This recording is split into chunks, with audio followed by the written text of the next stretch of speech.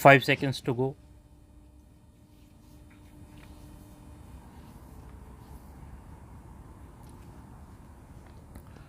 Start. Sir, we notice all sorts of methods are being employed to weaken our country, to disturb peace in our country. Efforts are being made to create a feeling among the tolerant and peaceful people of this country that may change the lifestyle here. We do not have to submit to separatists, we have to face them. We will face all of them with all our might who try to weaken our freedom, our security, and our future through threats, pressurization, and causing infights. We will not allow them to rise. We will not stop till terrorism completely eliminated or till the terrorists do not return to the country's mainstream, giving up their arms. We do not have to give up our courage. We do not have to be fearful. Gandhiji had said, independence means fearlessness against death. A nation afraid of death cannot become free, and if it attains freedom, it cannot protect it. The words of Gandhiji should resound in our ears today, and we must face this challenge boldly. We must remember that we will not counter them for taking revenge. If we try to take revenge, then it will only serve the designs of the terrorists. Revenge would only bring victory to terrorism. If we use restraint, terrorism will weaken and ultimately get defeated. We must not fall in the trap of terrorism. Gandhiji had said that license can have an answer to violence. Only non-violence can be an answer to violence. India holds its head high in the world today.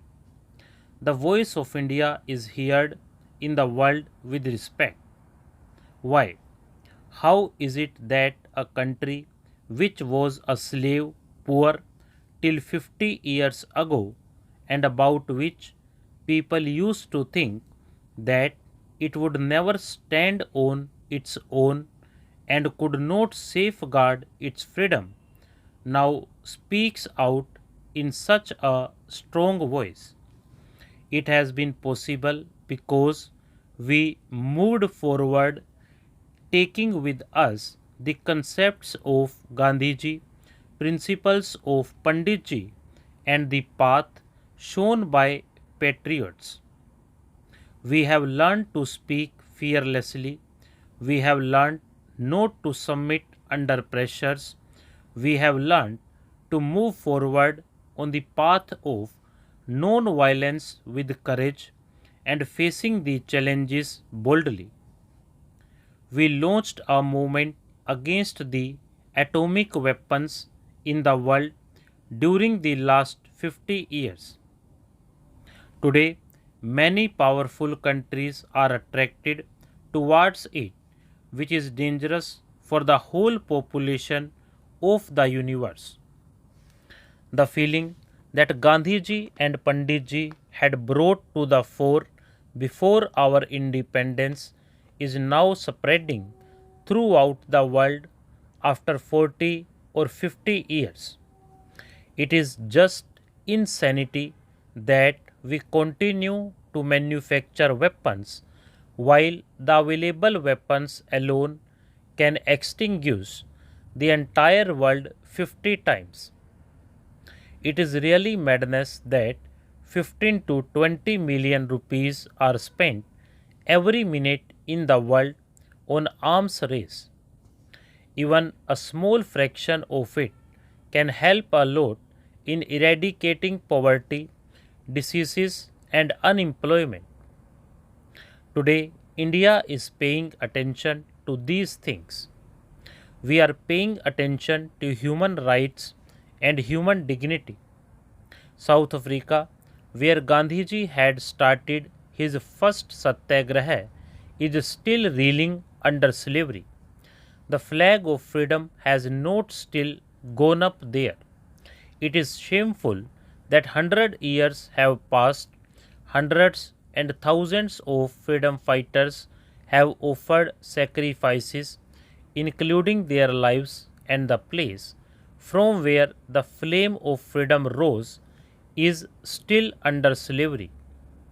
We have raised the question of poor people in the world. We have taken up the cause of suppressed sections of the world. We have demonstrated that our voice is that of balance, tolerance, compassion, truth, and non violence.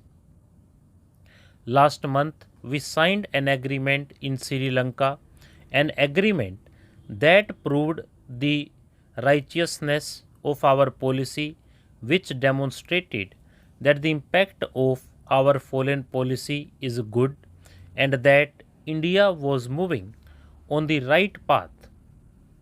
This is an important achievement in these 50 years.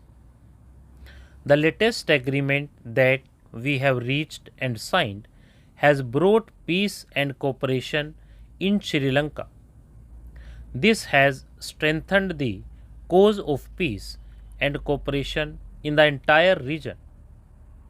We have stalled the activities of those people who were endangering the security of the entire region. Otherwise, the race of power blocs could have reached this region, the neighborhood of India. This has strengthened the cause of non alignment. It has been proved that countries can solve their problems through dialogue without allowing the big powers or other sections or parties to come in. We have seen that when difficult. Today, on the 50th anniversary of our independence, we have to rededicate ourselves to those ideas and concepts. Our greatest achievement is the system given to us by our forefathers. We have seen that the system is in tune with our ancient traditions and our culture, which is continuing uninterrupted for thousands of years. We used that spirit in our struggle for freedom and should use it in building a new India. Today, our greatest attainment is our democracy, and we have to safeguard and consolidate it. Stop.